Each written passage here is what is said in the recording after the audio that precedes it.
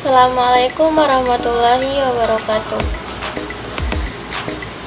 Baiklah, saya Sasfira Kamtuan, NIM 20121041. Nah, di sini saya akan melakukan UTS mata kuliah Ilmu Pengetahuan Sosial dan dosennya yaitu Bapak Ilham Syah MPD. Konsep dasar dan ruang lingkup IPS. Nah, di sini ada 4 pembahasan yang kita bahas. Yang pertama itu pengertian dan ruang lingkup IPS. Yang kedua, tujuan pendidikan IPS, SD atau MI.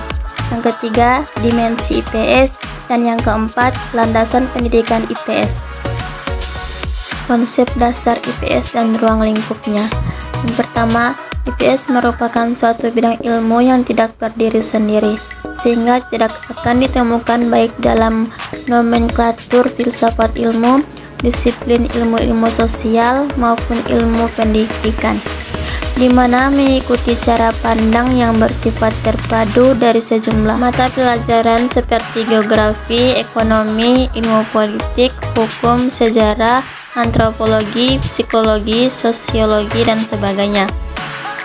Yang kedua, aspek-aspek ruang lingkup IPS meliputi manusia, tempat dan lingkungan, waktu, keberlanjutan dan perubahan, sistem sosial dan budaya, perilaku ekonomi, dan kesejahteraan. Adapun ruang lingkup IPS, yang pertama sejarah, mempelajari tentang kehidupan manusia di masa lampau.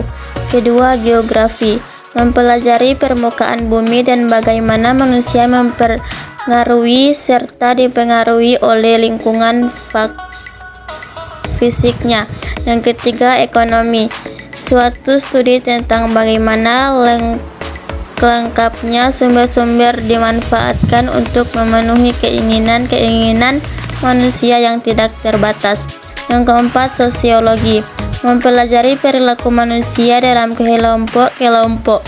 Yang kelima, antropologi, mempelajari tentang budaya manusia.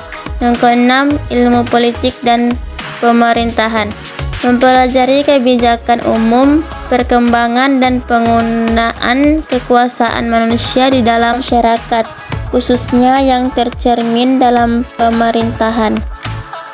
Selanjutnya, tujuan pendidikan IPS di SD atau MI.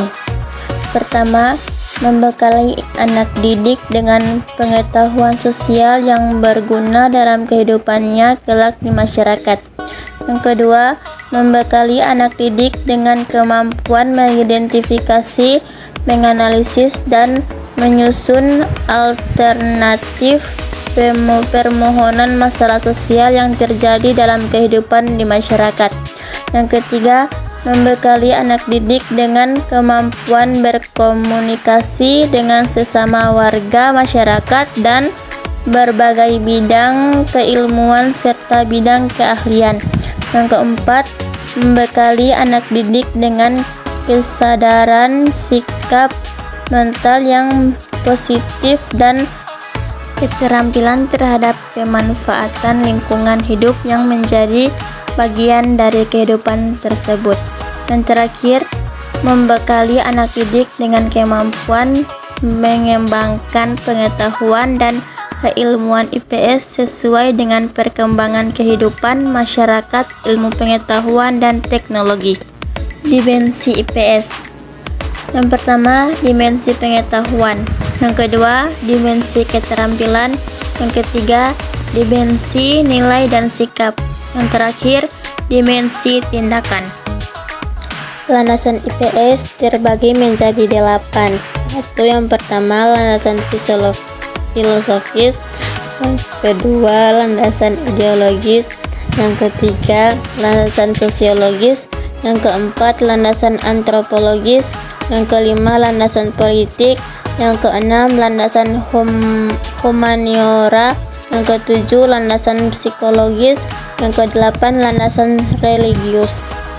Terima kasih atas perhatiannya. Kurang dan lebihnya saya mohon maaf. Wassalamualaikum warahmatullahi wabarakatuh.